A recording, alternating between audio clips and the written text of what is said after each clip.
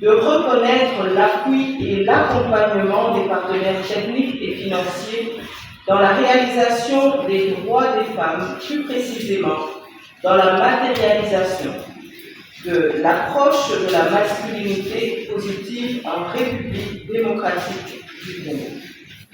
À toutes les organisations de la société civile qui, depuis des années, travaillent parfois dans des conditions difficiles, sans relâche, sur la thématique de la masculinité positive, je trouve ici l'occasion de leur exprimer toute mon admiration.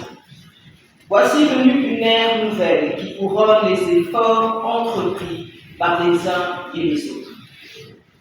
À tous les hommes qui ont accepté d'accompagner la femme dans le processus de marche vers la parité et l'égalité homme-femme, les femmes de la République démocratique de Congo se réjouissent de votre soutien et vous exhortent à en faire davantage pour progresser ensemble.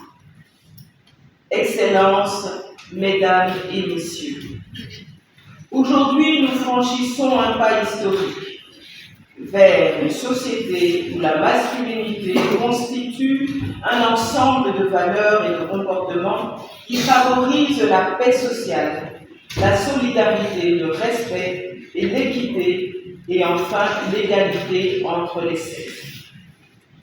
L'égalité homme-femme et la parité que nous prônons n'est qu'une faveur, n'est point une faveur accordée aux femmes. Elle fait partie des droits humains prescrits dans notre Constitution.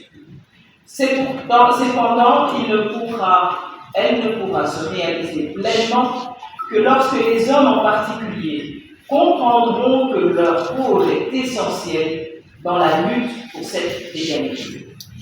Il ne s'agit pas de changer les hommes, mais de transformer les normes et attentes imposées aux hommes par la société, leur offrir la possibilité d'exprimer leurs émotions et d'interagir sans crainte de paraître faibles.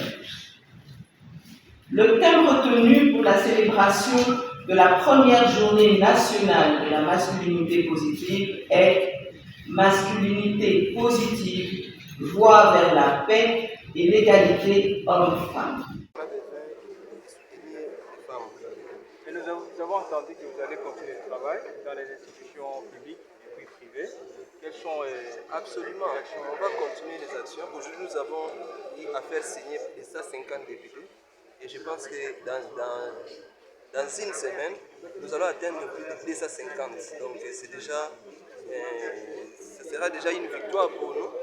Et je crois que d'ici là, vous allez vous-même constater. Et ça aura également de l'implication, de l'impact au niveau des grandes décisions qui seront prises au niveau de l'État. Parce qu'aujourd'hui, nous pouvons dire qu'il y a quand même une certaine amélioration.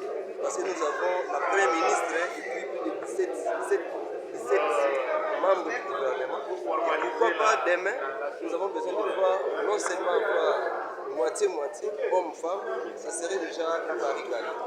Merci beaucoup.